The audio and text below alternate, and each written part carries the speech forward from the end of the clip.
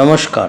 শ্রীমদ্ দেবী ভাগবতে কঠোপনিষদের সেই বিখ্যাত শ্লোকটির মতো আমাদের আত্মা এবং শরীরকে একটি ঘোড়ার রথের সঙ্গে তুলনা করে সুন্দর উদাহরণ দিয়ে সপ্তম স্কন্ধের 34তম অধ্যায়ের 35 এবং 36 নম্বর শ্লোকে বলা হচ্ছে, আত্মানম রথিনম বিদ্ধি শরীরম রথমেবতু বুদ্ধিম তু সারথিম বিদ্ধি মনঃ প্রগ্রহমেব চ ইন্দ্রিয়ানুহয়ানাহুর বিষয়াংস্তেষু গোচরান আত্মেন্দ্রিয়ান মনোযুক্তম ভক্তেত্যাহুর মনীষিণঃ।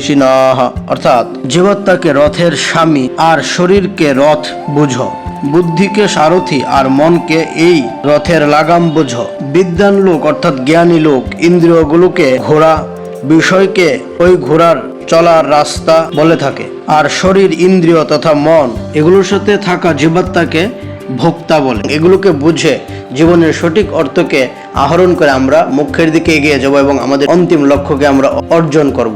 নমস্কার।